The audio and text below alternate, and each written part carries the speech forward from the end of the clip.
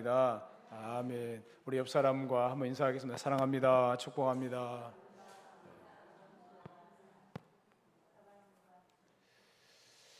올해는 6.25 동란이 있었던 동란이 발발한 지 73주년이 되는 해입니다.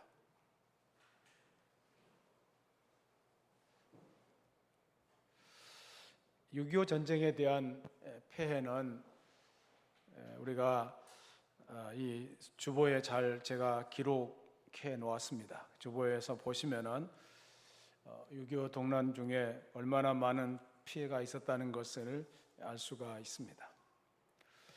그런데 우리가 알아야 할 사실은 이 전쟁이라는 이 엄청난 사건은 하나님의 허락하심이 없이는 결코 일어날 수 없다는 것입니다. 공중에 나는 새 한 마리도 하나님의 허락하심이 없이는 떨어지는 법이 없다고 예수님께서 말씀하셨습니다. 요한계시록 3장 7절에 보면은 빌라델피아 교회 사자에게 편지하라. 거룩하고 진실하사 다윗의 열쇠를 가지시니 곧 열면 닫을 사람이 없고 닫으면 열 사람이 없는 그가 이르시되, 여기 보면은 예수님께서 열쇠를 가지신 분이라고 했습니다. 열쇠는 권위와 통치의 상징으로 그리스도께서 이 세상에 대해 절대적인 권세를 가지고 계실 뿐만 아니라 심판하시고 또 새하늘과 새 땅에서도 하나님과 함께 영원히 왕노릇할 것임을 비유한 것입니다. 그러므로 하나님의 허락하심이 없이는 전쟁은 불가능하고 전쟁에서 패할 수밖에 없다는 것입니다. 하나님께서 한 국가와 또 사회를 보존시키느냐 멸망시키느냐 하는 것은 그 사회의 제약과 관계되어 있습니다. 그러므로 이 땅이 보존되고 우리가 승리하기 위해서는 우리 사회에 있는 모든 제약이 물러가고 이 땅에 하나님의 공의가 실현되어야 할 줄로 믿습니다. 이 땅이 죄로 더럽혀지면은 하나님의 심판이 가깝다는 사실을 알아야 할 것입니다. 에스겔서 9장 4절에 보면은 여호와께서 이르시되 너는 예루살렘 성읍 중에 순행하여 그 가운데에서 행하는 모든 가증한 일로 말미암아 탄식하며 우는 자의 이마에 표를 그리라고 말씀했습니다. 그러니까 이 땅에서 일어나는 모든 죄악 때문에 이 눈물로 기도하고 하나님만을 바라보는 그런 사람들을 찾아서 그 사람의 이마에 표를 그리라고 했습니다. 전쟁이 일어나느냐 일어나지 않느냐에 관심을 갖기보다는 이 땅의 죄악을 위해서 기도하고 하나님과 동행하는 그런 하나님의 백성들이 되어야 할 줄로 믿습니다. 오늘 본문을 중심으로 해서 전쟁은 여호와께 속한 것이라는 제목으로 은혜를 나누고자 합니다. 오늘 우리가 읽은 말씀은 다윗과 골리앗의 싸움 얘기입니다. 다윗과 골리앗 얘기는 안 믿는 사람들도 잘 알고 인용하는 얘기입니다. 다윗과 골리앗의 싸움이 있었는데 작은 체구에 다윗이 이겼다는 말을 많이 합니다. 오늘 본문이 포함된 사무엘상 17장을 읽어보면 이스라엘과 블레셋과의 전투에 대해서 기록되고 있는데 블레셋 사람들이 군대를 모으고 싸우고자 하여 유다에 속한 소고에 모여 소고와 아세가 사이에 있는 에스담빔에 진을 치고 사울과 이스라엘 사람들이 모여서 엘라 골짜기에 진치고 있는 이 블레셋 사람들을 대항하여 싸우고 있는 내용이 기록되고 있습니다. 그런데 블레셋 진영에서 한 사람이 나타나서 외치고 있습니다. 이 거인에 대한 설명을 보면은 참으로 굉장하게 묘사되어 있습니다. 사무엘상 17장 4절부터 7절 말씀을 같이 읽겠습니다. 시작. 블레셋 사람들의 진영에서 싸움을 도두는 자가 왔는데 그의 이름은 골리앗이요 가드 사람이라. 그의 키는 6규빗 한 뼘이요 머리에는 노투구를 썼고 몸에는 비늘 갑옷을 입었으니 그 갑옷의 무게는 놋 5,000세겔이며 그 다리에는 놋 각반을 쳤고 어깨 사이에는 놋 단창을 메었으니 그 창 자루는 배틀채 같고 창날은 1600세겔이며 방패든 자가 앞서 행하더라. 신장이 6규빗 한 뼘이라고 그렇게 말했습니다. 그래서 고대 측량법에 의하면은 한 규빗을 45cm로 정도로 치는다고 하면은 이 사람의 키는 2m 83cm. 제가 170cm인데요. 저보다 이제 한 1m가 더 크다고 하면은 얼마나 큰 사람입니까? 굉장히 덩치도 크고 뭐 보면은 으리으리합니다. 이 머리에는 노트구를 썼고 몸에는 비늘 갑옷을 입었다고 했습니다. 그래서 그 갑옷의 무게가 5,000세겔이라고 했는데 한 세겔이 11.5g이기 때문에 5,000세겔이라고 한다면은 도대체 57.5kg. 그러니까 57kg 되는 사람의 몸무게가 그런 정도 되는 사람 있잖아요. 그 사람 한 사람의 몸무게가 다 이제 5,000세겔이라고 했습니다. 그리고 그 창자루는 배틀채 같고 창날은 1,600세겔, 약 7kg 정도 되는 그런 몸이었습니다. 다윗과 골리앗의 사진을 한번 띄워주시면 좋겠어요. 다윗과 골리앗의 사진. 앞에 이제 덩치가 큰 사람이 이 골리앗이고 뒤에 조그만 사람이 다윗입니다. 도대체 이 골리앗과 다윗과의 싸움은 전쟁이 될 것 같지가 않습니다. 모든 몸이 다 놋으로 치장돼 있고 덩치가 얼마나 큰지 이 싸움을 해볼 겨를도 없습니다. 이미 끝난 싸움인 것 같은데, 그런데 이 골리앗이 나와서 이스라엘 군대를 향해서 외치고 있습니다. 매일같이 40일 동안 계속해서 쫓아 나와서 진영에서 나와서 소리를 쳤습니다. 사울과 온 이스라엘 군대가 그 광경을 보면서 너무너무 놀랍습니다. 도대체 저 거인과 누가 싸울 수 있겠느냐. 사실 사울왕도 굉장히 키가 큰 사람이잖아요. 사울왕도 키가 큰 골리앗 앞에 설 때마다 크게 두려워하고 있는 모습을 볼 수가 있습니다. 또 사울의 아들 요나단도 자기 갑옷을 들고 있는 보좌관과 블레셋과의 싸움에서 20여 명을 살해한 경험도 있었지만은 도대체 나설 수가 없습니다. 군대 장관 아브넬도 나서지를 못합니다. 그런 용사였지만은 역시 골리앗의 도전 앞에 맥을 추지를 못했습니다. 이렇게 겁쟁이가 되었습니다. 이 골리앗 앞에 다 벌벌 떠는 그런 모습이 되었습니다. 바로 이 사울의 군대 또 이스라엘 백성들이 하나님의 말씀을 잊어버렸고 하나님이 함께 하신다는 사실을 잊어버렸기 때문에 두려워서 벌벌 떨고 있습니다. 잠언 28장 1절 말씀을 같이 읽겠습니다. 잠언 28장 1절입니다. 같이 읽습니다. 악인은 쫓아오는 자가 없어도 도망하나 의인은 사자같이 담대하니라. 이 하나님을 두려워하는 사람들, 하나님과 함께하는 사람들은 사자같이 담대하겠지만은 악인들은 쫓아오는 자가 없어도 도망한다고 말씀하고 있습니다. 민수기 13장에 보면은 모세가 약속의 땅을 정탐하러 보낸 12명의 정탐꾼의 보고가 기록되어 있습니다. 그 백성들이 가나안 땅을 돌아보니까 그 땅이 너무 이 보배로운 땅인 것은 알겠는데 그 안에서 장대한 자들이고 네피림의 후손인 아낙 자손의 거인들을 보았고 우리 스스로 보기에도 메뚜기 같았다, 이런 표현을 하고 있습니다. 믿음 없는 소리를, 이 10명의 정탐꾼의 소리를 들었던 온 회중이 믿음 없는 말을 합니다. 소리를 높여 부르짖으며 백성이 밤새도록 통곡했다고 성경에 기록되고 있습니다. 하나님과의 교제를 잃어버린 사람들은 이와 같은 결과를 가져올 수밖에 없다는 것입니다. 그들에게는 여호수아와 갈렙과 같은 믿음이 있었다면 얼마나 좋았겠습니까? 그런데 이런 상황에 처했을 때 다윗의 아버지 이새가 그 아들 다윗을 전장에 보내게 됩니다. 야, 가서 네 형들이 잘 있는가를 한번 좀 살펴보고 오라.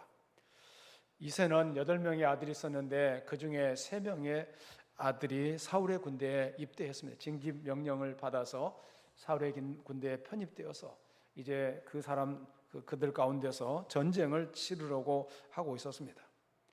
다윗이 아침에 일찍 일어나서 양치는 자에게 이 양들을 맡기고 이새가 명령한 대로 자기 형들이 지금 군대에서 잘 지내고 있는지를 보고 싶어 했습니다. 그런데 가보니까 이 골리앗이 나타나서 소리를 지르고 있습니다. 이 골리앗이 어떤 말을 합니까? 사무엘상 17장 26절, 사무엘상 17장 26절을 같이 한번 읽겠습니다. 시작. 다윗이 곁에 서 있는 사람들에게 말하여 이르되 이 블레셋 사람을 죽여 이스라엘의 치욕을 제거하는 사람에게는 어떠한 대우를 하겠느냐? 이 할례 받지 않은 블레셋 사람이 누구이기에 살아계시는 하나님의 군대를 모욕하겠느냐? 저 골리앗만 쳐 죽인다면은 사울 왕이 후한 상을 주겠다고 그렇게 말하고 있습니다. 그런 상은 받아도 안 받아도 상관없는데 도대체 저 골리앗이라는 사람이 누구기에 살아계시는 하나님의 군대를 모욕하느냐? 다윗은 골리앗과 그의 교만한 발언 앞에서 조금도 두려워하지 않고 이렇게 말합니다. 이 할례 받지 않은 블레셋 사람이 누구이기에 살아계시는 하나님의 군대를 모욕하느냐?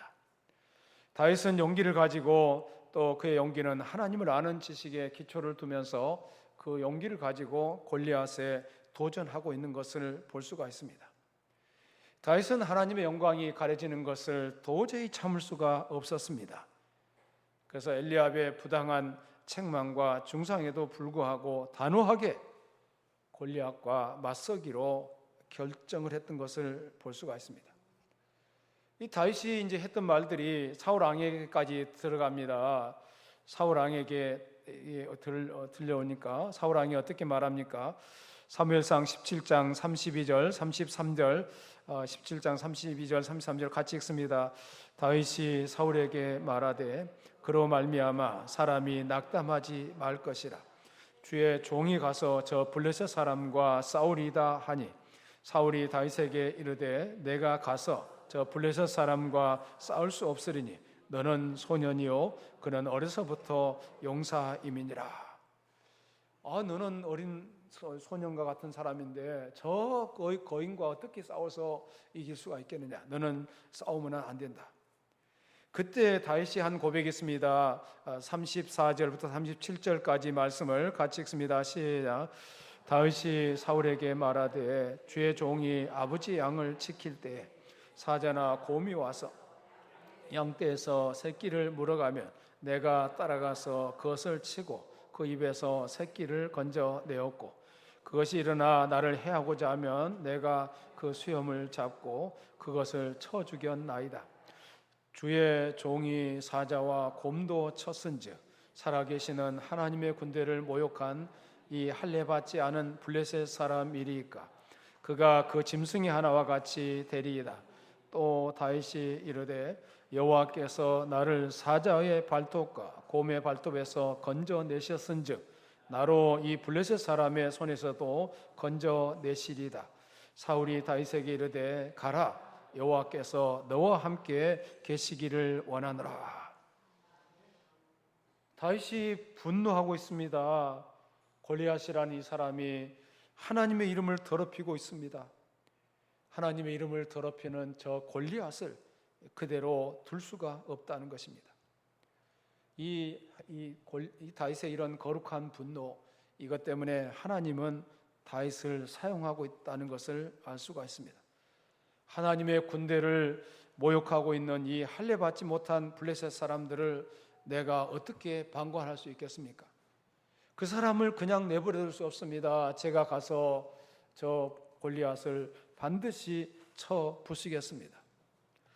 그러니까 이런 다윗을 보면서 하나님은 다윗을 귀하게 여기셨다는 것을 알 수가 있습니다. 그래서 여러분 신앙생활 하시면서 절대 하나님과 견주려고 하시면 안 됩니다.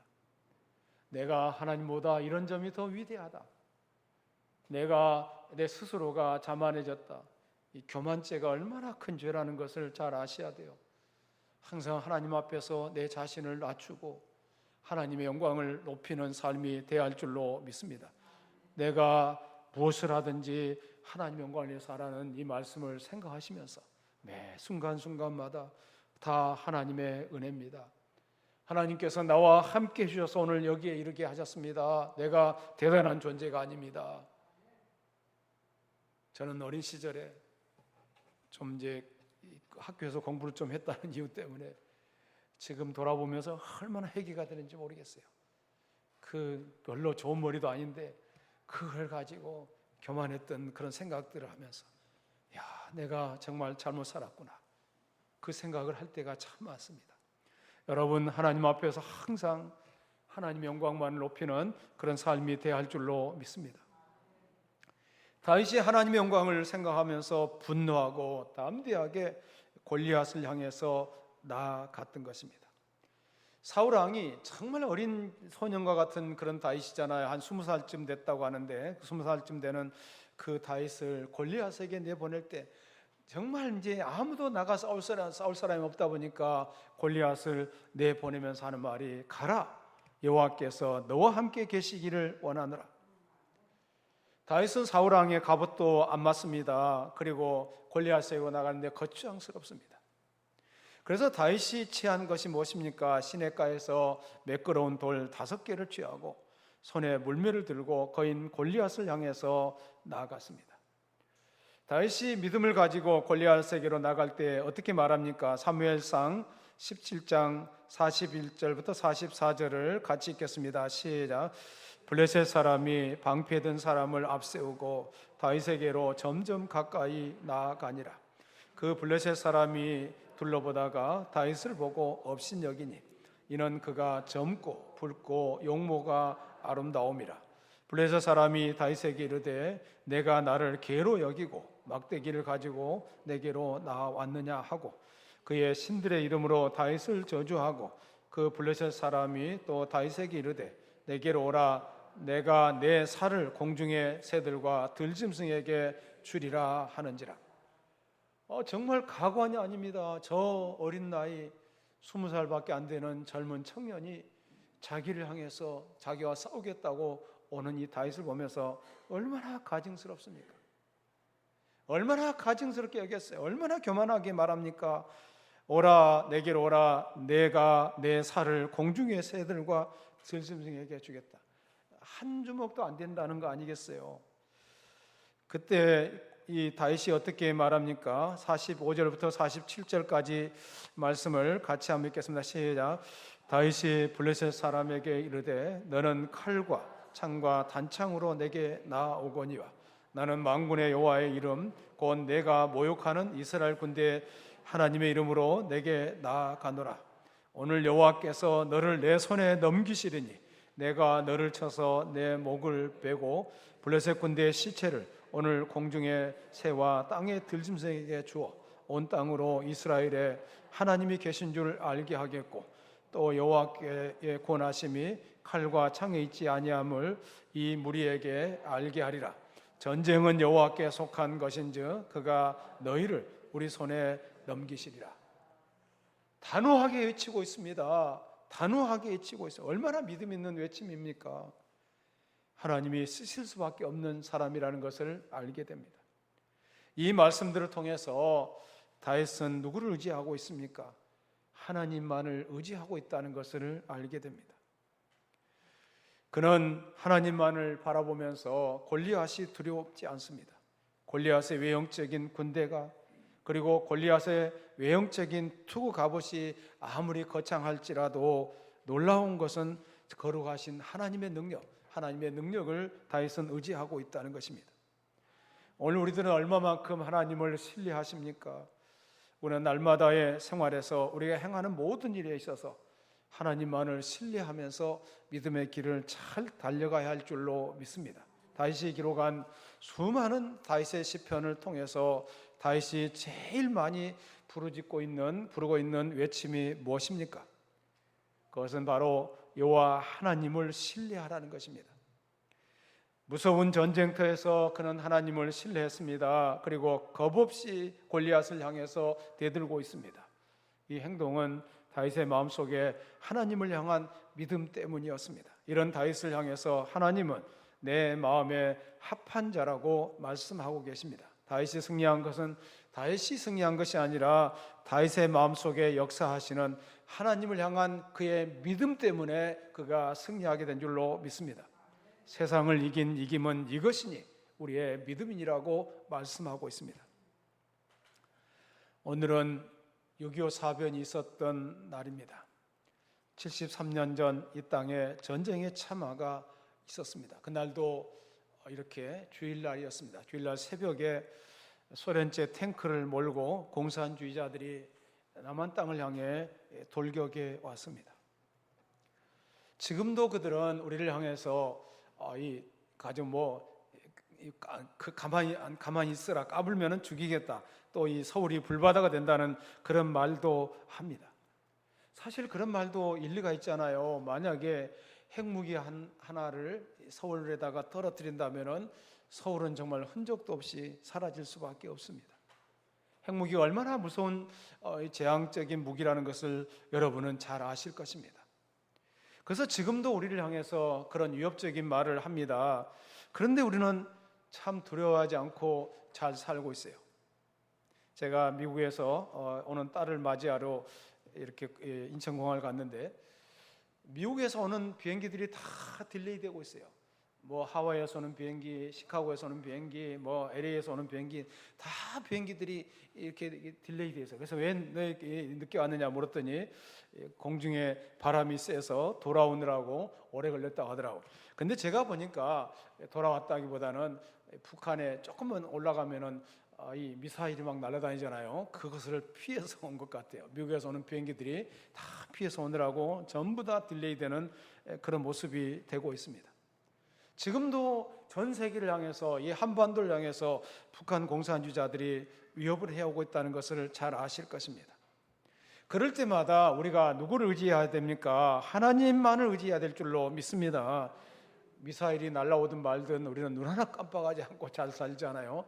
우리 대한민국 사람들은 간이 배 밖으로 나온 것 같아요. 너무 자신만만합니다. 전쟁이 날 거로 생각하지도 않습니다. 시편 27편 1절부터 3절 말씀을 같이 읽습니다. 시편 27편 1절부터 3절입니다. 시작. 여호와는 나의 빛이요 나의 구원이시니 내가 누구를 두려워하리요. 여호와는 내 생명의 능력이시니 내가 누구를 무서워하리요. 악인들이 내 살을 먹으려고 내게로 왔으나 나의 대적들 나의 원수들인 그들은 실족하여 넘어졌도다. 군대가 나를 대적하여 진칠지라도 내 마음이 두렵지 아니하며 전쟁이 일어나 나를 치려 할지라도 나는 여전히 태연하리로다. 여러분, 요즘에 이제 이 러시아에 또 이제 하극상이 또 이렇게 일어났다는 것도 듣고 계실 줄로 믿습니다. 정말 그 나라가 어떻게 역사가 어떻게 전개될지는 모르지만은 이 러시아도 안정이 돼야 되겠고 우크라이나 전쟁도 빨리 끝나야 되지 않겠어요? 이런 어려움 상황 가운데는 있는데 우리가 하나님을 바라보면서 하나님의 은혜를 의지하면서 이 전쟁도 빨리 끝나고 이 한반도도 평화를 유지해야 될 줄로 믿습니다. 다윗은 여호와 하나님만을 신뢰했습니다. 물맷돌 5개를 가지고 골리앗에게로 나아갔습니다.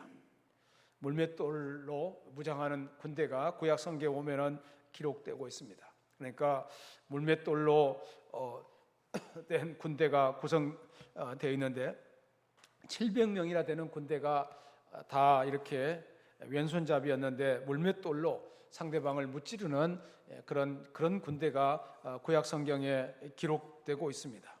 사사기 20장 16절에 보면은 그 내용이 기록되고 있습니다. 고대 중동 지방에서 물맷돌을 던지는 것은 훌륭한 무술 중에 하나였습니다. 다윗도 그 물맷돌을 가지고 사자를 찢었습니다. 곰을 쳐 죽였습니다. 물맷돌로 충분히 준비하고 나왔고 그리고 골리앗을 쳐 부실 만한 그런 준비가 돼 있었던 것을 볼 수가 있습니다. 그래서 결국은 그 물맷돌 하나로 골리앗을 무너뜨리고 골리앗의 칼을 빼서 골리앗의 머리를 베었다는 말씀이 성경에 기록되고 있습니다. 그래서 이제 골리앗이 죽은 이후에 블레셋 군대가 기가 꺾여서 도망했고 이스라엘 군대는 그들을 쳐서 대승을 거두었습니다. 우리의 대적이 많고 우리를 치려고 하는 자들이 많다고 할지라도 하나님이 우리 편이시라면 무엇이 문제가 되겠습니까? 우리가 다윗과 같은 이러한 믿음을 가지고 있다면 누가 우리를 대적하겠습니까? 우리가 하나님의 마음에 합한 자가 된다면 승리는 바로 우리의 것이 될 수밖에 없습니다. 다윗은 말합니다. 전쟁은 여호와께 속한 것이다. 오늘 이제 이 말씀을 좀 마음에 두어야 될 줄로 믿습니다. 지금은 한반도가 잠시 평화가 있어 보입니다. 평화를 싫어하는 사람은 아무도 없을 것입니다. 그러나 진정한 평화는 하나님께로부터 온다는 사실을 기억해야 할 줄로 믿습니다. 인류 역사를 파국으로 몰아넣는 데는 세 가지 요소가 있다고 합니다. 첫째는 사회의 종교적, 도덕적 타락이고, 둘째는 끊임없는 전쟁이고, 셋째는 계속되는 천재지변이라고 합니다. 이스라엘 백성이 전쟁에 패배한 원인은 한결같이 종교와 신앙의 타락이고 도덕의 타락이고 인격의 타락 때문이었다는 것을 우리에게 보여주고 있습니다. 19세기 말 구러시아에는 약 9천만 명의 그리스도인이 있었다고 합니다. 9천만 명의 그리스도인이라면 얼마나 많은 그리스도인들이, 그것이 그리스 정교회인데요. 그리스 정교회 교인들이 9천만 명이나 되었다고 합니다. 신부들의 수만 해도 6만 명이나 되었다고 합니다. 그런데 그들은 4만 5천 명밖에 되지 않은 공산주의자들에 의해서 완전히 패배당했습니다. 그 이유가 무엇입니까? 그렇게 많은 이제 그 귀족들이 있었고 그 저택들을 보면은 대단한 저택들이잖아요. 농민들이 뭐 한 해 동안 열심히 생량을 거두고 그것을 세로 받아가지고 그것을 귀족들은 받아 누리면서 막 즐기면서 술 취하고 그렇게 살았던 그런 모습이요. 종교적으로 도덕적으로 타락했던 그런 시대를 살았습니다. 바로 그 까닭이 결과적으로 러시아를 멸망시키는 결과를 가져왔습니다. 그래서 이 볼셰비키 혁명이 일어나면서 그런 이제 러시아 정교회, 러시아가 이 공산국가가 되면서 6천만 명이나 되는 사람이 죽어 나갔다고 그래요. 우리나라 유교 사변이 일어나서도 얼마나 많은 사람들이 죽어 나갔습니까? 얼마나 많은 고통을 겪었는지를 우리는 잘 알고 있습니다. 신앙적인 모습만 남아서는 안 됩니다. 형식적인 모습만 남아서도 안 됩니다. 무기력한 모습이 되어서는 안 됩니다. 우리가 이제 코로나19를 거치면서 신앙이 점점 더 낮아졌어요. 수준이 낮아지고 기도하는 사람도 줄어들고 이 나라와 민족을 위해서 기도한 사람, 여러분은 나라와 민족을 위해서 기도하고 있나요? 국가와 민족을 위해서 내가 살 길은 이 민족이 건강해야, 이 민족이 아름답게 보존돼야 나도 건강하게 살 수 있는 거 아니겠어요? 나 몸 하나 안 아프면 된다 이렇게 생각하시면 안 되잖아요. 나라와 민족을 위해서 역사관을 가지고 이 대한민국의 미래를 생각하면서 기도하는 사람들이 많아져야 할 줄로 믿습니다. 그렇지 않고서 어떻게 대한민국이 유지될 수가 있겠습니까? 영국이 도덕적으로 종교적으로 타락했을 때 감리교회 존 웨슬리 목사가 이 신앙과 교회 갱신 운동을 통해서 영국을 구출해냈습니다.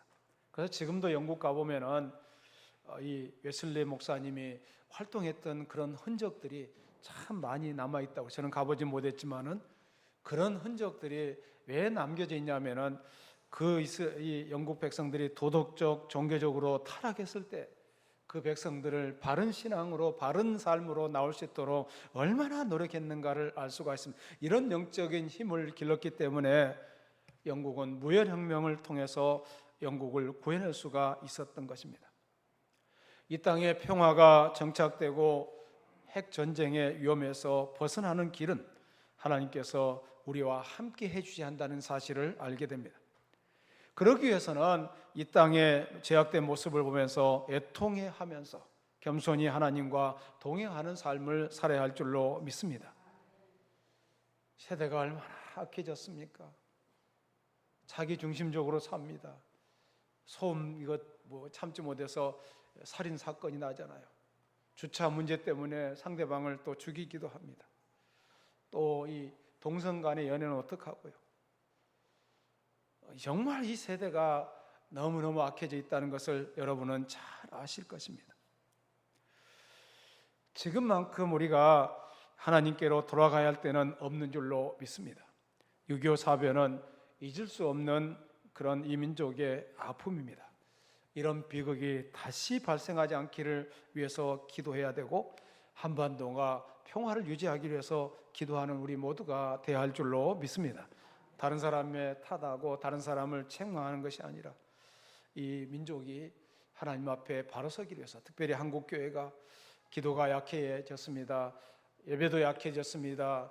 또 다른 사람을 위해서 기도하는 시간이 과연 얼마나 됩니까? 이런 모습들을 한번 돌아보시면서 다시금 뜨거운 마음으로 하나님 앞에 기도하는 가운데 이 한반도의 평화가 지속되기를, 하나님의 지속되기를 축원합니다. 살아계신 하나님 감사합니다. 오늘 6.25 사변을 73주년을 맞이하면서 저희가 또 전쟁은 여호와께 속한 것이라는 말씀을 상고해 보았습니다. 우리가 하나님만을 바라보게 하여 주시고 하나님만을 의지하는 죄종들이 다 되게 하여 주시옵소서. 이 땅의 죄악의 모습을 보면서 애통해하는 모습이 되게 하여 주시옵소서. 죄 짓는 모습이 자연스럽고 당연한 것으로 여기지 말게 하여 주시고, 또 키워 축제를 한다고 또 이렇게 난장판이 됐습니다. 또 이것을 우리 기독교인들이 그냥 내버려 두고 있는 모습도 보입니다. 하나님 아버지여, 이 땅에 죄악이 발붙이지 못하게 하여 주시오며 하나님의 말씀대로 살아가는 우리 그리스도인들이 되게 하여 주시옵소서. 우리가 회개할 죄는 없습니까? 버려야 할 죄는 없습니까? 다듬어야 할 부분은 없습니까? 돌아보게 하여 주시옵소서. 한국교회가 다시금 힘을 내야 되겠습니다. 예배에 힘을 내길 원합니다. 기도에 힘을 내길 원합니다. 말씀 보는 것에 힘을 내길 원합니다. 하나님께 더 가까이 가는 한국교회 모습이 되게 하여 주시옵소서. 예수님 이름으로 기도드리옵나이다.